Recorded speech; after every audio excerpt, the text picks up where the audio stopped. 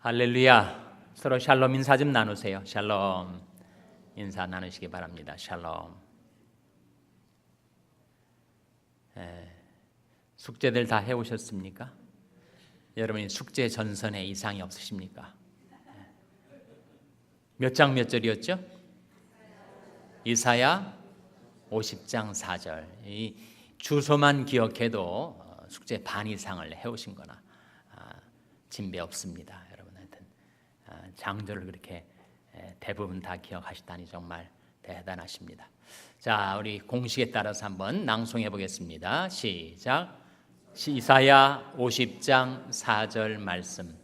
주 여호와께서 학자의 혀를 내게 주사 나로 곰핍한 자를 말로 어떻게 도와줄 줄을 알게 하시고 아침마다 깨우치시되 나의 길을 깨우치사 학자같이 알아듣게 하시도다. 이사야 50장 4절 말씀. 정말 잘 암송하셨습니다. 어렵지 않던가요? 어순이 좀 헷갈리지 않습니까? 아마 이 정도로 낭송하시려면 아마 상당히 많이 반복을 하시지 않았을까 제가 이렇게 추측이 됩니다. 다시 한번 낭송하겠습니다. 시작. 이사야 50장 4절 말씀. 주 여호와께서 학자의 혀를 내게 주사 나로 곰핍한 자를 말로 어떻게 도와줄 줄을 알게 하시고 아침마다 깨우치시되 나의 길을 깨우치사 학자같이 알아듣게 하시도다. 이사야 50장 4절 말씀. 말씀 암송하려고 노력하시다가 받은 은혜가 아마 있으실 거예요. 내게 이 두 가지가 필요하구나. 두 가지를 달라고 기도해야 되겠구나. 하나님이 우리에게 이 두 가지를 주실 수 있구나. 두 가지가 뭐예요? 하나는 학자의 혀, 또 다른 하나는 학자의 귀. 이렇게 두 개 다 필요합니다. 학자의 귀도 필요하고 학자의 혀도 필요하고 잘 들을 수 있어야 잘 말할 수 있으니까 뭔가 받은 게 있어야 줄 수 있지 않겠습니까? 뭔가 내게 주어진 것이 있어야 남을 위해서 쓸 수가 있는 거겠죠. 그래서 우리 학자의 귀가 있어서 하나님의 말씀을 잘 듣고 깨닫고 우리 귀를 통하여 들려준 하나님 말씀을 공급받아야 그 말씀을 받아가지고 학자의 혀로서 곰핍한 자를 뭘로 도와준다고요? 말로 도와준다. 말에는 파워가 있습니다.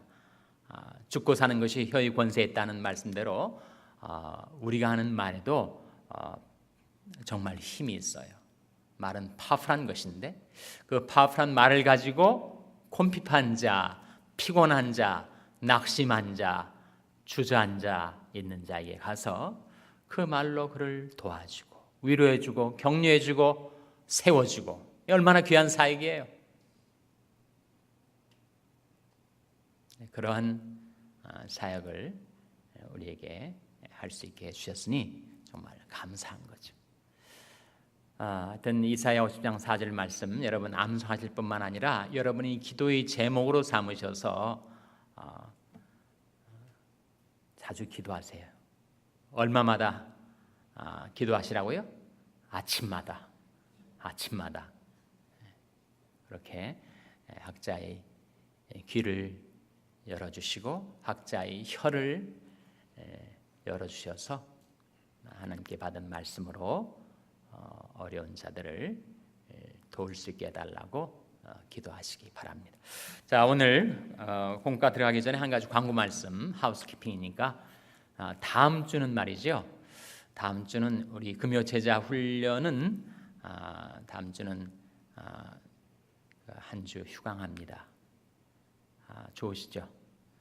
그렇다고 이 시간 전체를 휴강하는 건 아니고 다음 주 금요일은 7시 반부터 금요 찬양 기도회를 하게 되었습니다.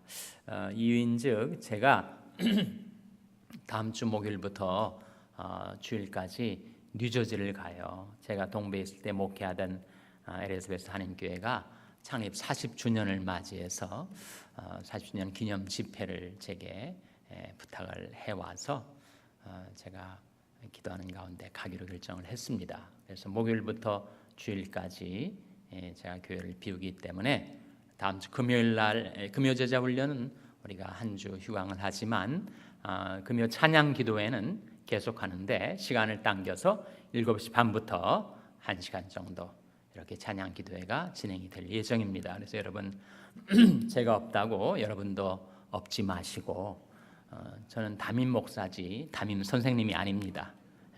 저를 담임 선생님으로 오해하시는 분들이 계신 것 같아요. 담임 선생님이 안 계시니까 우리도 휴강이다 이렇게 생각하지 마시고 정말 우리의 담임 선생님이신 예수님이 여기 계시니까 오셔서 기도하시고 찬양하시고 그런 시간 가지시기를 바랍니다. 자, 오늘 공과 몇 과죠? 몇 과 할 차례입니까? 오늘이 5과입니다. 5과 제목이 뭔지 한번 보세요. 제목이 뭐라고 나오죠? 영적 성장과 성숙 그렇게 나오죠. 영적 성장과 성숙. 성장은 뭐고 성숙은 뭐죠? 성장은 자라는 거고 성숙은 무르익는 거고. 아이들도 어느 단계까지는 성장이 반드시 필요하고 또 어느 단계가 지나면 성숙의 단계로 들어가게 되는 것처럼 우리 영적으로 다 아이죠. 하나님 아버지 앞에서 아이들인데 우리에게도 성장이 필요하고 또한 성숙이 필요합니다. 중요한 주제를 우리가 오늘 대하게 되었습니다.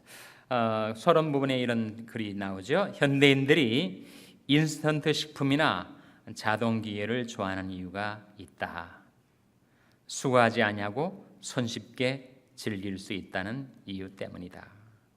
여러분 정말 장난감 좋아하시죠? 어른들도 토이를 그렇게 좋아해요. 여러분들이 토이가 뭡니까? 스마트폰. 그 셀폰 가지고 정말 즐겁게 행복하게 노시는 어른들이 요즘 많아요. 애들이 장난감 가지고 좋아하는 것처럼 하여튼 게짓이라고 하는 이런 어른 장난감 가지고 아주 행복해하는 어른들이 많이 있습니다. 꼭 나쁘다고 할 수는 없겠죠. 잘만 사용하면 문명의 이기가 될 수가 있으니까요. 여튼 이렇게 인스턴트 식품 그리고 자동기계를 좋아하는 이유가 있는데 수고하지 않고 손쉽게 즐길 수 있다는 이유 때문이라는 겁니다. 근데 이런 성향이 신앙 인격을 세우는 일에까지 나타나고 있지 않나 두려울 때가 많다. 인격 교육에는 뭐가 있을 수가 없다고요? 인스턴트가 있을 수가 없다는 거죠. 인격 교육에는 사람이 성장하는데 인스턴트하게 그렇게 급작스럽게 성장하는 것은 오히려 많은 무리가 따라오는 거죠. 인격 교육에는 인스턴트가 있을 수가 없다. 특히 신앙을 키워주고 인격과 생활을 하나님이 원하시는 수준으로 끌어올리는 일은 눈물과 땀으로 얼룩진 무엇을 통해서만 가능하다고요? 무엇을 통해서? 긴 시간. 피할 수가 없습니다. 성장과 성숙의 긴 시간의 과정을 겪지 않고 갑자기 커질 수는 없다는 거예요. 그래서 하나님이 자연계에 세우신 자연 법칙과 또한 영계에 세우신 영적 법칙이기도 합니다. 예수님이 이 세상에 오셨을 때 인간으로 오셨습니다. 예수님의 성장 과정을 누가복음 2장 52절에 보여주면서 예수는 지혜와 키가 자라며 하나님과 사람 앞에 더 사랑스러워 가시더라.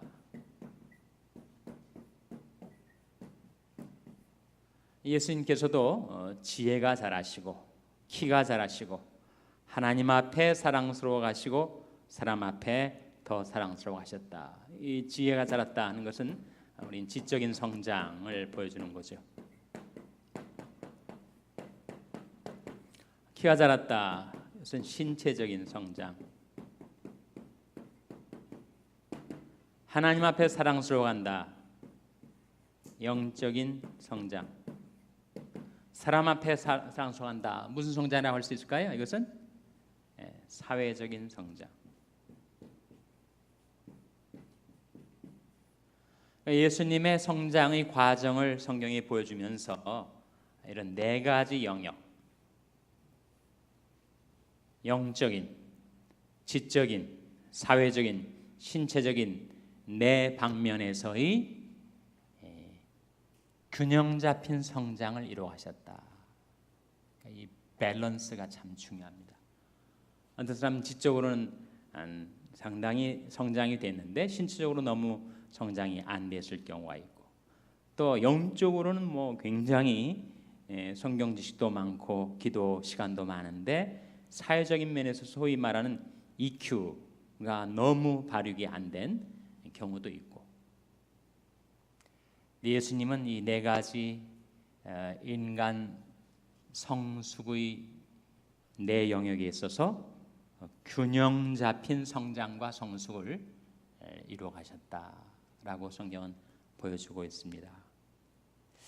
이따금씩이라도 나는 지금 이 네 가지 영역에서 어떠한 성장 혹은 성숙을 이루어가고 있는가 한번 점검을 할 필요가 있을 것 같아요. 나는 요즘 지적인 면에서 좀 성장을 하는가? 내 분야에 대한 지식과 기술과 정보뿐만 아니라 내가 유용한 사람이 되기 위해서 필요한 여러 방면에서의 지적인 향상이 내게 지금 이루어지고 있는가? 아니면 학교를 졸업하는 그 순간 모든 지적인 성장에서 다 졸업을 해버렸는가? 신체적인 면에 있어서의 성장, 우리야 뭐 키가 더 이상 클 수는 없겠지만 내가 신체적인 면에 있어서 건강 면에 있어서 내가 제대로 나 자신을 관리하고 있는가? 식사는 어떻게 하고 운동은 어떻게 하고 휴식은 어떻게 취하고 등등. 영적인 성장을 이루기 위해서 말씀과 기도와 교제와 예배와 봉사와 전도와 이런 면에 있어서 나는 어떠한 성장을 지금 하고 있는가? 사회적인 영역에 있어서 내가 내 가까운 가족, 친지, 교우, 이웃들뿐만 아니라 내가 사회적인 면에 있어서 폭넓은 인간 관계를 정말 원활하게 잘 행해나가고 있는가? 우리는 항상 균형을 잃기가 쉽습니다. 어느 방면에 치우치기가 쉽고 어느 것은 잘하는데 다른 쪽은 또 굉장히 취약할 수가 있어서 예수님이 보여주신 이 네 가지 방면에서의 균형 잡힌 성장과 성숙을 우리가 자가진단 스스로를 한번 체크해 볼 필요가 있습니다. 예수님께서는 이렇게 성장기에, 예수님도 청소년기를 보내셨으니까 성장기에만 이렇게 성장하셨는가? 그렇지 않고 예수님은 성인이 되신 다음에도 계속해서 배우고 성장하고 성숙하셨다라고 하는 말씀이 히브리서 5장 8절 9절에 나옵니다. 한번 찾아보시기 바랍니다. 찾으신 분은 한번 몇 페이지인지 얘기해 주세요. 히브리서 5장 8절 9절 몇 페이지입니까? 357페이지 전으로 보세요. 357페이지 전으로. 자, 히브리서 5장 8절 9절 한번 같이 읽겠습니다. 시작. 그가 아들이시라도 받으신 고난으로 순종함을 배워서 온전하게 되었은즉 자기를 순종하는 모든 자에게 영원한 구원의 근원이 되시고. 이 말씀 속에 그가 누구를 가리키겠어요? 예수님이죠. 물론 예수님이 하나님이 아들이시라도 받으신 고난으로 순종함을 어떻게 하였다고요? 배우셨다. 예수님도 부단히 배우셨고 부단히 성장해 가셨습니다. 어릴 때 성장기뿐만 아니라 주님은 이 세상에 오셔서 하나님 아버지 앞에 가실 때까지 계속해서 배우시고 성장하시고 성숙해 가신 거죠. 특별히 고난의 학교에서 주님은 많이 배우셨습니다. 그리고 연단 받으시고 훈련 받으시고 그리고 완전한 하나님의 형상에 이르기까지 우리 주님은 끊임없이 성숙해 가셨다라고 말씀하고 있어요. 그 결과 주님이 뭐가 되셨다고요? 우리를 위해서 영원한 구원의 근원이 되셨다. 9절에 나오지 않습니까? 온전하게 되었은즉 자기를 순종하는 모든 자에게 영원한 구원의 근원이 되시고.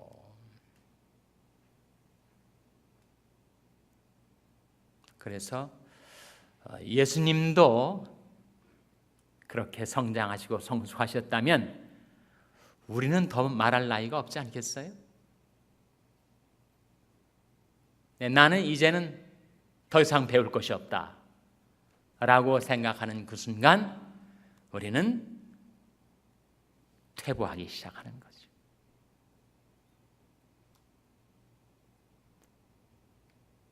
유교에서도 학이 시습지 불역여로화 그런 말이 있습니다. 배우고 때로 익히니 이 또한 기쁘지 아니한가. 배움의 즐거움, 배움의 보람을 경험해 보신 분들이 많이 계실 거예요. 그래서 이런 네 가지 영역에서 내가 영적으로도 지적으로도 사회적으로도 신체적으로도 계속해서 뭔가를 깨닫고 배우고 새롭게 습득하고 하는 것이 얼마나 정신 건강에도 도움이 되는지 몰라요. 그래서 엔돌핀이라는 것이 사람을 즐겁게 하고 행복하게 하는 호르몬이라고 하는데 다이돌핀이라는 것은 엔돌핀보다 훨씬 강력한 그런 호르몬이라고 하는데 그 다이돌핀이 언제 분비가 되는가? 뭔가를 새로 배울 때, 깨달을 때, 감동을 받을 때 그때 인간은 행복해진다는 거예요. 그래서 다시 서론으로 돌아와서 성장을 위해서는 긴 시간이라는 것이 반드시 필요하다. 우리는 반드시 영적으로 자라야 한다. 이것은 주님의 소원이다.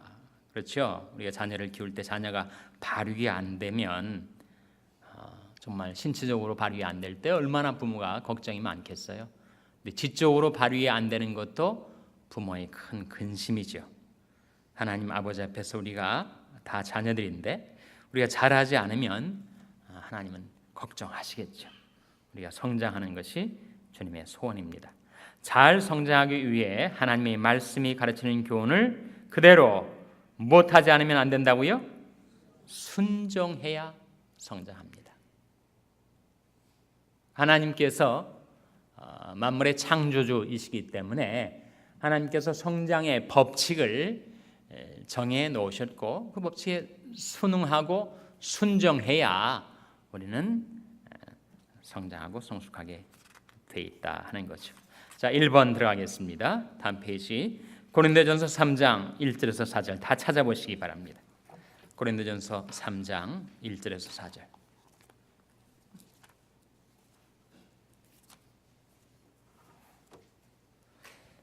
고린도전서 3장 1절에서 4절 말씀 한번 교독하겠습니다. 3장 1절에서 4절 교독하겠습니다. 형제들아, 내가 신령한 자들을 대함과 같이 너에게 말할 수 없어서 육신에 속한 자 곧 그리스도 안에서 어린 아이들을 대함과 같이 하노라. 내가 너희를 저주로 먹이고 밥으로 아니하였노니 이는 너희가 감당치 못하였음이거니와 지금도 못하리라. 너희가 아직도 육신에 속한 자로다. 너희 가운데 시기와 분쟁이 있으니 어찌 육신에 속한 사람을 따라 행함이 아니리요. 어떤 이는 말하되 나는 바울에게라 하고 다리는 나는 아볼로에게라 하니 너희가 사람이 아니리요. 거기까지 본문을 놓고 한번 질문에 답을 해보시기 바랍니다. 먼저 그 1번 맨 위에 보시면 고린도전서 3장 1절에서 4절이 주는 교훈을 통하여 나의 영적 수준을 진단해보자. 자가 진단 해보자는 거죠. 1번 본문의 내용 가운데 당신이 좋아하지 않는 말들을 골라서 적어보라. 어떤 말들을 안 좋아하세요? 예? 예? 예, 육신에 속한 자 별로 달갑지 않은 말이죠. 또 시기와 분쟁 정말 안 좋은 일이죠. 또 나는 누구파다. 나는 어느 진영에 속했다. 라고 하는 그것도 정말 문제가 있는 말이죠. 또 한 가지 뭐가 나오죠? 어린아이. 이때 어린아이는 좋은 뜻이 아니죠.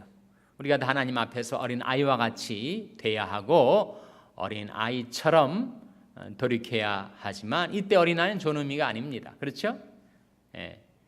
childish, 유치한 거하고 childlike, 어린아이와 같은 거하고는 다르니까. 그래서 지금 사도 바울은 이 어린아이와 같은 한심한 유치찬란한 상태에 머물러 있던 고린도 교인들을 향해서 정말 안타깝고 걱정스러운 마음으로 지금 얘기를 하고 있는 겁니다. 2번 바울은 고린도 교인들을 무엇이라고 불렀는가? 그 의미는 무엇인가? 뭐라고 불렀죠? 1절에 육신에 속한 자라고 불렀죠. 그 의미는 뭡니까? 육신에 속한 자가 뭐죠? 육신의 지배를 당하는 자라는 뜻입니다. 육신에 사로잡혀서 육신의 욕구에 따라 사는 자라는 것입니다. 영적으로는 그런 사람을 뭐라고 한다고요? 어린아이다. 3번 육신에 속한 자에게서 찾을 수 있는 약점 뭐가 있습니까? 뭐만 먹고 뭐를 못 먹어요? 젖만 먹고 밥을 못 먹어요. 왜냐하면 아이가 지금 이제는 한참 성장 발육돼야 될 텐데 밥을 못 먹고 계속 유아식에만 머무르고 있으면 어떻게 건강하게 튼튼하게 성장하겠습니까? 또 한 가지 뭐예요? 유치하다, 미성숙하다 하는 거죠. 4번 젖은 무엇이며 밥은 무엇인가? 젖은 뭐예요? 젖은 초보적인 가르침. 밥은 뭡니까? 밥은 자기 지각, 자기 understanding, 자기 이해력을 사용해서 그것이 연단을 받아 선악을 분별할 수 있게 하는 것.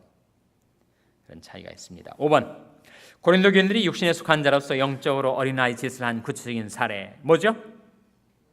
시기와 분쟁이 있었고 또 사람에게 이 사람 저 사람 파당에 속해서 나는 아볼로파다 나는 바울파다 그러고 있었다는 것이죠. 6번 당신은 교회 안에서 시기하고 편을 가르고 싸우는 것이 정말로 영적으로 유치한 어린아이 짓이라고 생각하는가? 그리고 부끄러워하는가? 예라고 대답하셨어요. 아주 핵심을 찌르는 한마디 한 글자로 아주 정답을 잘 얘기를 하셨습니다. 7번 오늘날 교회 안에는 어린이 자리에 앉아있는 자들이 어린아이 짓을 하고 있는 경우가 적지 않다. 서로 시기하고 다투고 편을 갈라 싸운다. 행여나 당신이 그들 중에 끼어있지는 않은가? 이것도 예예요? 이것도 예가 되면 곤란하겠죠.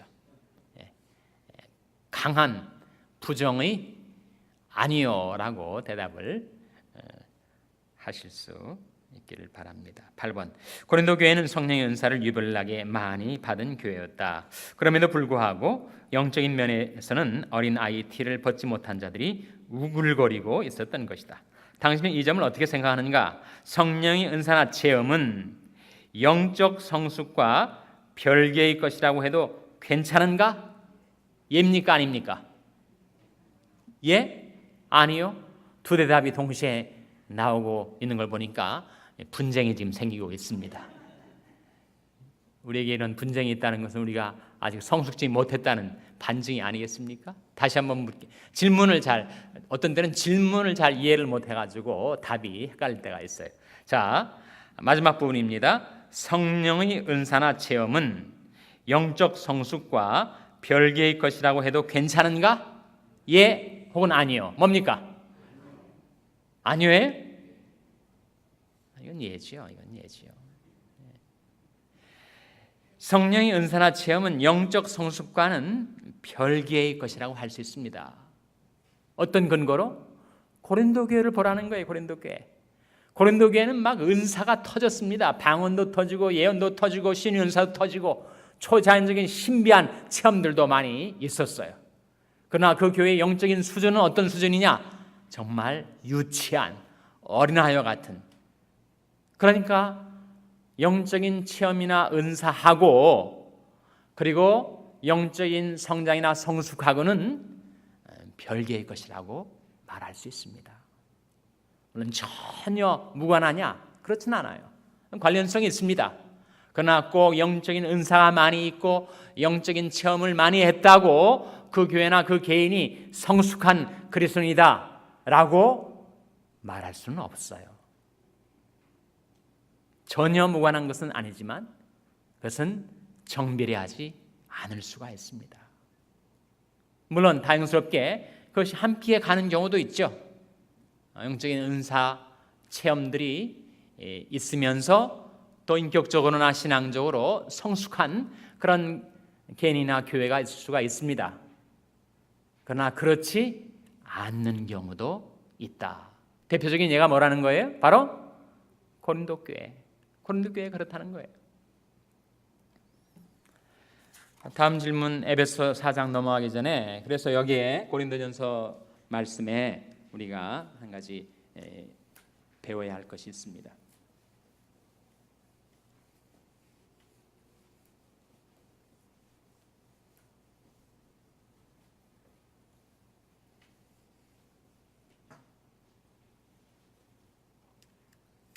사도 바울은 지금 고린도 전서에서 세상 사람들을 크게 세 부류로 나눌 수 있다고 해요. 세 부류. 하나는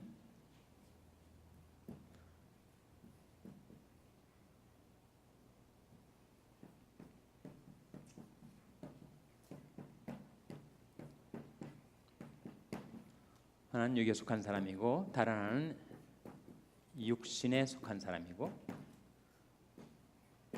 다른 세 번째는 영에 속한 사람이에요. 바울이 고린도전서 2장과 3장에서 이 세상에 있는 모든 사람들은 이 세 부류 중에 하나다 그렇게 설명을 합니다. 3번은 앞에 나온 것과 쉽게 우리가 구별할 수 있을 것 같은데 1번과 2번의 차이가 뭐죠? 1번과 2번의 차이? 육에 속한 사람과 육신에 속한 사람. 뭐 글자 하나의 차이 같지만 중요한 차이가 있습니다. 자, 육에 속한 사람은 뭐고 육신에 속한 사람은 뭐예요? 육에 속한 사람은 자연인을 말합니다. 자연인. 영어를 좀 빌리자면 natural man이라고 할 수 있습니다. 육신에 속한 사람은 뭐예요? 육신에 속한 사람은 그리스도인인데 육신의 지배를 다하는 사람, 카널맨이라고 합니다. 카널맨. 카널이란 말은 육신적인 그런 뜻이죠. 다음에 영에 속한 사람, spiritual man이 있습니다.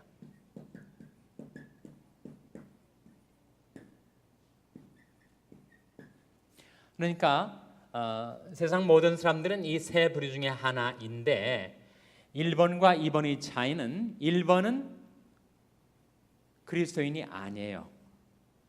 2번과 3번은 그리스도인입니다. 그리스도인 중에서 아주 유치한 영적으로 성장하지 못한 미숙한 어린아이 단계에 있는 사람을 가리켜서 carnal man, 육신에 속한 사람이라고 하고, 영적으로 성장하고 성숙해서 육신의 지배를 당하지 않고 영의 지배를 당하는 사람을 가리켜서 영에 속한 사람, spiritual man이라고 합니다. 그러니까 1번과 2번의 차이는 굉장히 큰 차이예요. 1번은 전혀 성령의 타치가 없는 사람, 전혀 회개의 체험, 예수 믿은 적이 없는 사람. 이 사람은 그냥 정말 이 세상에 태어나서 하나님도 모르고 살다가 죽는 사람, 육에 속한 사람이란 말이에요. 자연이란 말이죠. 반면에 육신에 속한 사람은 자연인은 아닙니다. 이 사람은 성령의 타치가 있었어요. 회개하고 예수 믿은 적이 있었습니다. 뭔가 은혜 체험도 있었어요. 은사를 받기도 했습니다. 그러나 전혀 인격적으로 신앙적으로 성숙하지 못한 상태. 그래서 계속 그 신앙생활에 실패와 좌절이 있는 거예요. 내가 예수 믿었는데 왜 이럴까? 차라리 자연인처럼 세상 낙을 즐기면서 호방하게 살지도 못하고 영에 속한 사람처럼 성령 안에서의 자유도 누리지 못한 채 이것도 아니고 저것도 아니고 한 발은 세상에 한 발은 하나님 나라에 양다리를 걸치고 너무너무 비참하게 살아가는 사람, 성령 안에서의 기쁨과 행복도 누리지 못하고 그렇다고 세상이 주는 쾌락과 향락을 누리지도 못한 채 그 두 사이에서 머뭇머뭇하는 사람, 그것을 가리켜서 육신에 속한 사람이라고 합니다. 영에 속한 사람은 그리스도인인데 2번, 3번은 둘 다 그리스도인이에요. 1번은 그리스도인이 아닙니다. 3번은 그리스도인일 뿐만 아니라 그 사람이 영적으로 성장하고 성숙해서 그의 삶 속에 예전처럼 육신의 지배를 당하는 것이 아니라 성령의 인도를 받고 성령의 지배를 받고 그리고 더 이상 예전처럼 죄악에 걸려 넘어지고 실족하고 자백하고 또다시 실족하고 자백하는 그 악순환을 거듭하지 않고 거기서부터 벗어나서 성령 안에서의 자유와 행복을 누리며 사는 사람, 그 사람을 가리켜서 영에 속한 사람 또는 영적인 사람이라고 하죠. 그래서 지금 고린도전서 3장에서는 2번, 3번이 나오고 고린도전서 2장에서는 1번이 나옵니다. 1번 한번 보세요. 고린도전서 2장에 보시면 14절에 이런 말씀이 나옵니다. 14절 말씀 한번 같이 읽겠습니다. 14절, 고린도전서 2장 14절을 말합니다. 2장 14절 시작. 육에 속한 사람은 하나님의 성령의 일을 받지 않으니 저희에게는 미련하게 보이며 또 깨닫지도 못하나니 이런 일은 영적으로라야 분변함이니라. 여기 누가 나와요? 육에 속한 사람이 나와요. 육신에 속한 사람이 아닙니다. 육에 속한 사람, 누군가 자연인을 말해요. 한 번도 성령의 타치가 없었고 성령의 감동이 없었고 성령의 내주가 없었고 도무지 성령 체험이 없어가지고 그에게는 하나님의 성령의 일을 받은 적이 없어요. 오히려 그에게는 성령의 일은 미련하게 보인단 말이에요. 그것이 육에 속한 사람. 그 다음에 3장 1절에 보시면 육에 속한 사람이 아니라 뭐가 나와요? 육신에 속한 자 발견하셨습니까? 이 두 번째 케이스예요. 육신에 속한 사람. 1번과 달리 이 육신에 속한 사람은 그리스도이긴 한데 자연의 상태는 아니고 그리스도인이기는 하지만 너무 영적으로 성장이 안 돼가지고 그 사람은 육에 속한 1번 사람과 볼 때 별반 다를 바가 없어요. 똑같이 육의 지배를 당하니까, 육신의 지배를 당하니까 이게 지금 세상 사람인지 하나님의 자녀인지 제3자가 볼 때 헷갈리게 된다는 거예요. 뭐 차이가 없으니까. 미국 교회가 그렇다고 하잖아요.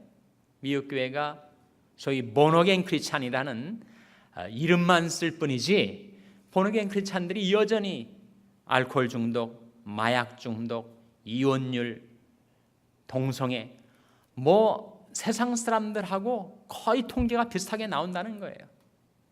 그러니까 1번하고 2번이 차이가 무슨 차이냐 도대체. 외적으로 볼 때는 차이가 없다는 거예요.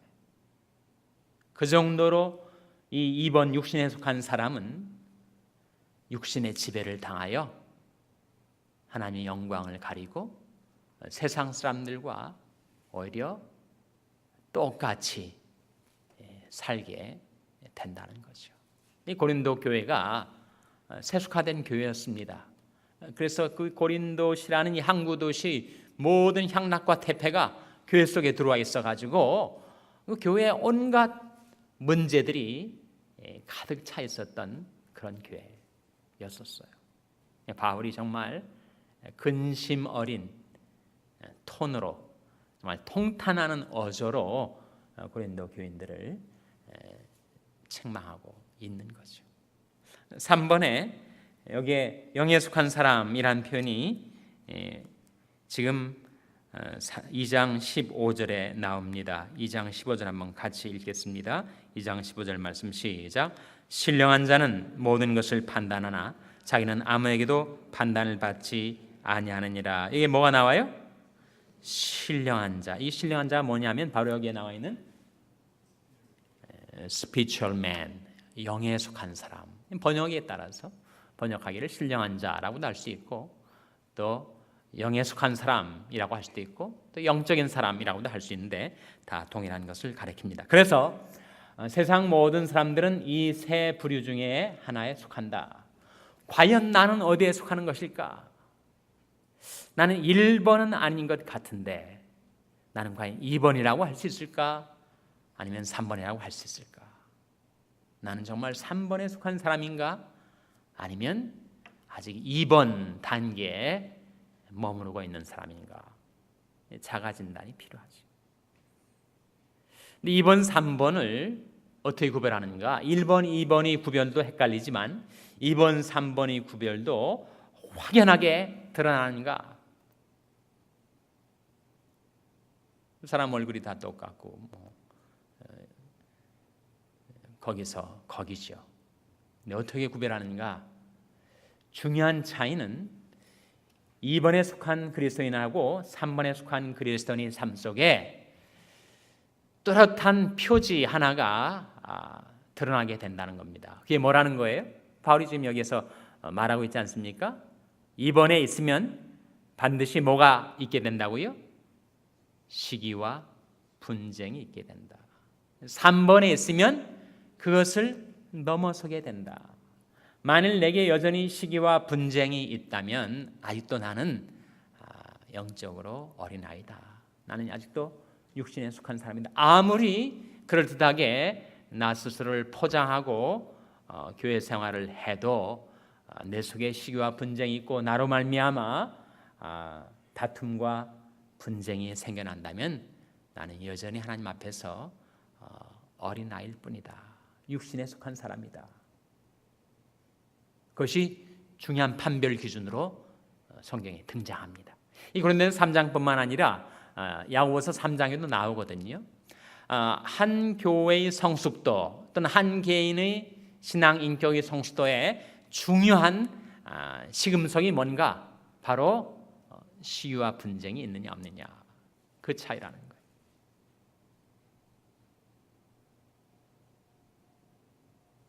그래서 내게도 여전히 사람들을 질시하고 비교의식에 빠지고 나보다 좀 잘 나가는 사람을 시기하고 나보다 잘 못 나가는 사람을 무시하고 그런 영적인 열등감, 우월감이 왔다 갔다 내 안에 있으면 나는 아직도 2번이다. 그렇게 성경은 우리에게 진단을 해주고 있는 거죠.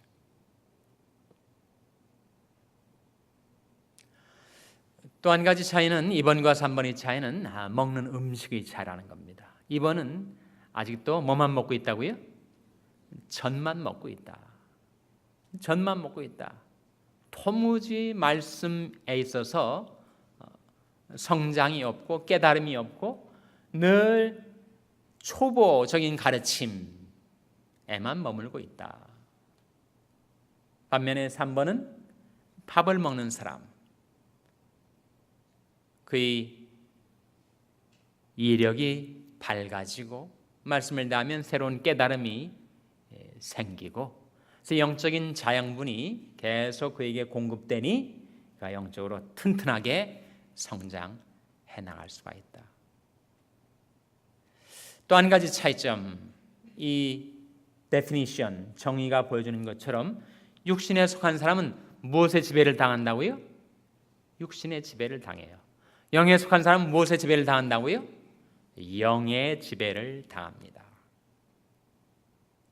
그래서 우리가 그리스도인이 되고 나서도 이번도 그리스도인은 그리스도인이에요. 우리가 그리스도인이 되는 것은 우리의 행위로 말미암지 않고 은혜로 되는 거니까, 하나님의 은혜로 그리스도인이 되었지만 여전히 이번에 육신에 속한 사람이 상태에 머물고 있다면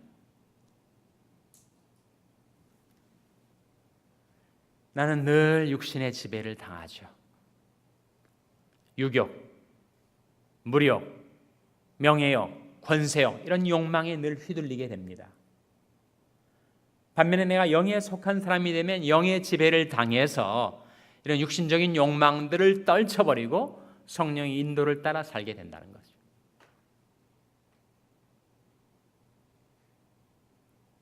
그래서 내가 지금 2번과 3번, 2번에 확실하게 속할 수도 있고 3번에 확실하게 속할 수도 있고, 아니면 2번과 3번이 한 중간 지점쯤에 있어가지고 육신 쪽으로 갈까 아니면 영 쪽으로 갈까, 내가 지금 갈림길에 서서 어느 쪽으로 내 발걸음을 디딜까, 바로 그런 단계에 내가 와 있을지도 몰라요. 그때 내가 어느 방향으로 발걸음을 내딛는가에 따라서 내가 2번이 될 수도 있고 3번이 될 수 있을 뿐만 아니라 내 인생 자체가 망하게도 되고 흥하게도 된다. 로마서 8장 13절 14절 한번 보시기 바랍니다. 로마서 8장 13절 14절.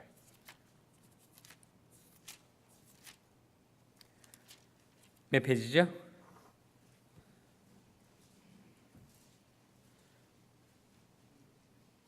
(249페이지) 로마서 8장 13절 14절 한번 같이 읽겠습니다. 로마서 8장 13절 14절 시작.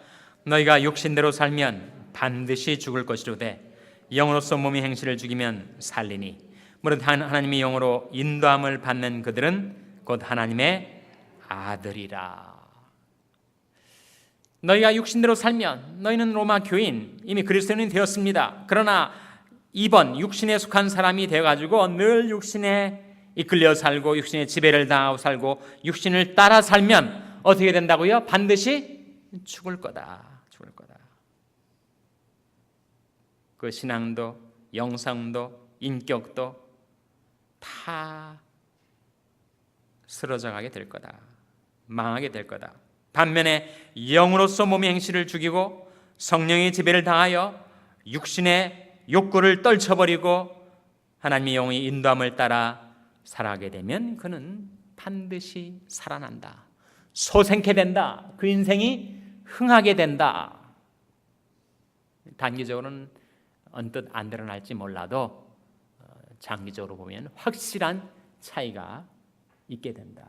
그렇겠죠. 여러분, 육신은 늘 우리를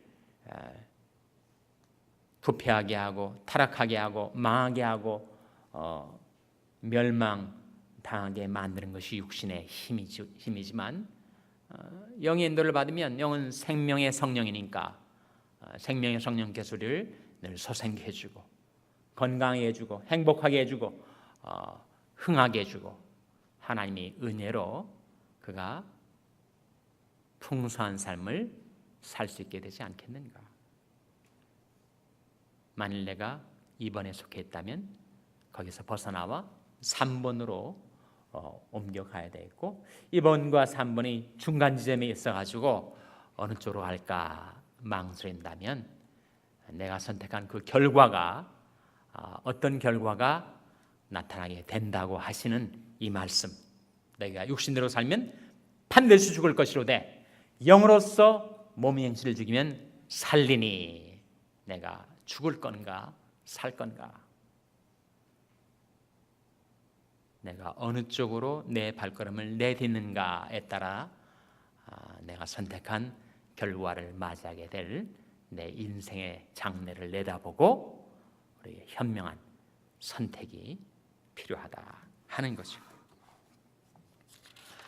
다음 2번 넘어가겠습니다. 에베소 4장 13절에서 16절.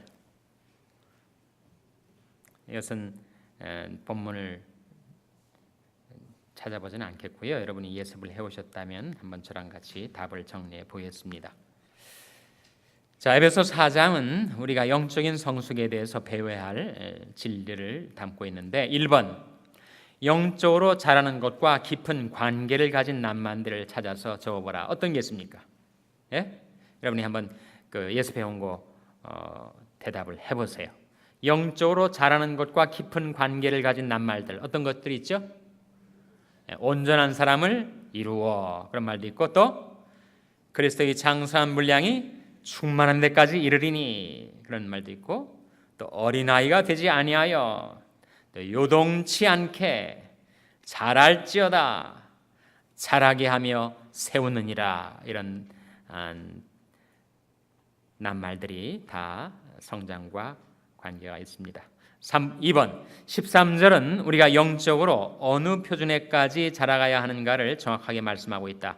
본문 내용을 할 수 있는 한 쉽게 풀어 써보라. 어떤 말씀이었죠? 우리가 다 하나님의 아들을 믿는 것과 아는 일에 하나가 되어 온전한 사람을 이루어 그리스도의 장성한 분량이 충만한 데까지 이르리니. 좀 쉽게 풀어 써보신 분 계세요?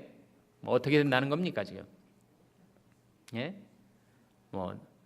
알 거는 같은데 또 쉽게 풀어 쓰라고 하니까 또 어려워지는 것 같습니다. 결국은 그리스도께서 가지셨던 그 신앙, 그 지식, 그 인격에까지 우리가 성장하고 도달하기를 바란다는 말씀이 되겠습니다.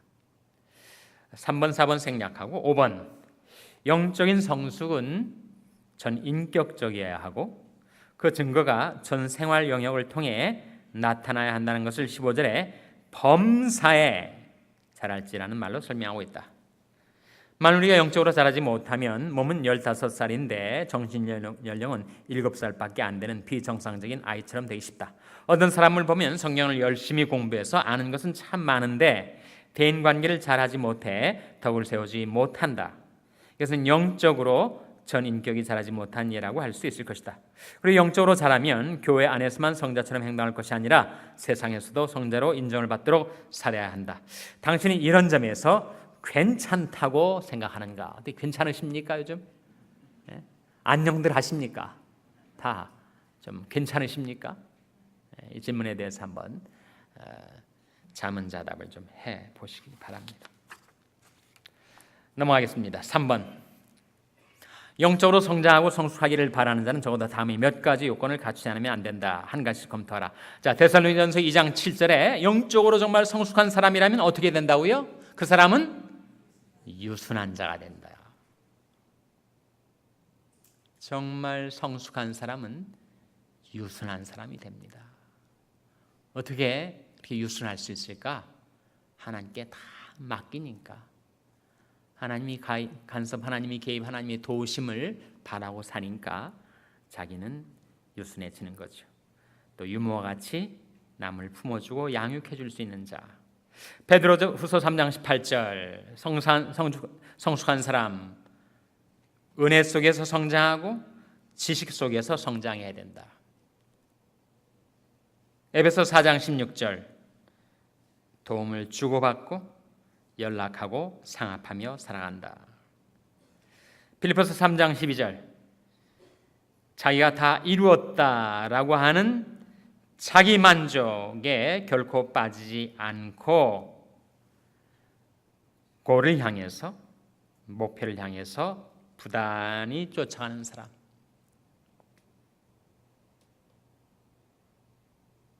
어느 화가가 그림을 완성하고 붓을 내던졌대요. 자기 마음속에 이것은 내가 완벽한 화백의 경지에 도달했다는 증거다 라고 하는 마음이 자기도 모르게 드는 거예요. 그때 난 더 이상은 성장할 수 없는 한계에 도달했구나. 나의 화가로서의 성장은 끝났구나. 그래서 붓을 내려놓았다고 합니다. 어리석은 자의 퇴보는 자기를 죽이며 미련한 자의 안일은 자기를 멸망시킨다. 자기 만족, 이제는 됐다. 나는 이제 온전한 경지에 도달했다 라고 하는 마음이 드는 순간 그 사람은 퇴보, 타락, 그의 길에 접어들게 된다 하는 거죠. 자, 후안 카를로스 올티즈 제자입니까? 라는 책을 저술한 만년 갓난아기 신자라는 글 한번 여러분 각자 읽어보세요. 그러니까 만년 갓난아기 신자하고 대조가 되는 그리스도인의 신분, 십자가의 군병들. 그런데 우리 교회가 군대라기보다는 신생아들로 가득 찬 산부인과 병원처럼 볼 수가 있다는 거예요. 우리 교회는 어떻게 됩니까? 우리는 지금 소아과입니까? 산부인과입니까? 아니면 지금 군대입니까? 십자가의 군병들이 모여 있는 군대입니까? 지금 마지막 부분에 이런 얘기를 해요. 때로는 수적으로 증가하고 있는 우리들의 교회를 바라보며 우리는 자신을 속인다. 따라오고 계십니까? 우리는 그것이 성장이라고 생각한다. 그러나 수적인 증가가 곧 영적 성장을 뜻하는 것은 아니다. 무덤들도 역시 수적으로는 증가하고 있으니까. 사랑이 없는 100명의 성도들이 여전히 사랑이 없는 성도 200명으로 늘어났다는 것은 뒤룩뒤룩 비갯살이 쪘다는 것 외에는 아무것도 아니다. 상당히 도전적으로 썼는데 정말 일리가 있는 말이죠.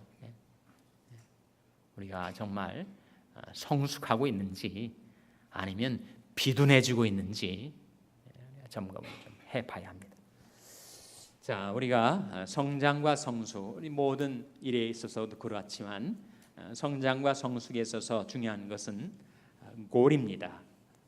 목표, 목적이죠. 여러분, 우리가 영적으로 성장하고 성숙해야 된다는 이 명제 앞에서 우리가 성장해 나가는 골이 뭐예요? 우리가 성숙해 나가는 목표가 무엇입니까? 새 말씀을 찾아볼 텐데 시간 관계상 찾아보진 않고 새 말씀을 소개해 드릴 텐데 첫 번째는 로마서 8장 29절에 나옵니다. 로마서 8장 29절에 보시면 하나님이 미리 아신 자들로 그 아들의 형상을 본받아. 아들의 형상을 닮아가는 것. 두 번째는 고린도후서 3장 18절에 우리가 다 수원을 벗은 얼굴로 거울을 보는 것 같이 주의 영광을 보매 저와 같은 형상으로 하여 영광으로 영광이르니 곧 주의 영으로 말미암으니라. 세 번째는 갈라디아서 4장 19절에 나의 사랑하는 자들아 너희 속에 그리스도의 형상이 이르기까지 다시 너희를 위하여 해산하는 수고를 하노라. 이 세 말씀에서 우리가 우리 영적인 성장과 성숙의 목표가 한 가지로 드러나죠. 그것은 무엇입니까? 바로 그리스도의 형상을 닮아가는 것, 그리스도의 인격을 닮아가는 것. 이런 골 세팅이 잘 돼야 거기에 성장과 향상과 진보가 있게 돼 있습니다. 대체 성장하는데 목표가 뭐냐? 종착 지점이 뭐냐? 그것이 불명확하면 우리는 왔다 갔다 오락가락 하기가 쉽습니다. 그러나 나의 성장의 목표, 나의 성숙의 목표, 나의 골은 바로 그리스도의 형상을 닮아가는 것이다. 그것을 위해서 하나님께서는 하나님의 섭리로 우리를 연단시키시고 성령으로 우리 속사람, 우리 심령을 새롭게 해주시고 그리고 우리 편에서는 이것을 이루기까지 해산하는 수고가 우리에게 필요하다. 하나님은 섭리와 성령으로 부단히 우리 안에 절차탕마 그리스도의 형상을 이루도록 역사하고 계시고 우리 편에서 필요한 것은 그리스도의 형상이 이루기까지 쉬지 않고 수고하는 우리 편에서의 노력과 헌신이 필요하다 하는 거죠. 그래서 중요한 것은 정말 성장과 성숙의 골이 무엇이냐, 목표가 무엇이냐, 남과 비교해서 좀 나으면 이제 된 것이냐, 그것이 아니라 우리는 그리스도의 형상을 닮아가는 것, 그리스도의 인격을 닮아가는 그 지상의 목표를 향해서 우리는 평생 우리는 경주하는 삶을 살아가도록 부르심을 입은 겁니다. 여기까지 하고요. 다음 주 암송 구절 말씀드리겠습니다. 다음 주 암송 구절은 에베소서 아까 우리가 찾아봤던 에베소 목사님 맡은 말씀 4장 13절입니다. 그리고 아까 초대에 말씀드렸듯이 다음 주는 금요 제자 훈련 이 성경 공부는 1시간 휴강하고요. 그렇다고 금요일 날 쉬는 건 아니고 7시 반에 모이셔서 금요 찬양 기도회를 1시간 정도 하게 되겠습니다. 기도하시겠습니다. 아버지 하나님, 저희들이 그리스도의 형상을 닮아가는 목표를 향해서 하나님께서는 섭리와 성령으로 저희들을 늘 새롭게 변화시켜 가고 계시고 저희들은 또한 그 일이 이루기까지 부단히 달려가는 삶, 쫓아가는 삶, 헌신하고 노력하고 애쓰는 경자의 삶을 살아갈 수 있도록 하나님 저희들을 붙들어 주시고 도와주시옵소서. 모든 것 감사드리며 예수님의 이름으로 기도하옵나이다. 아멘.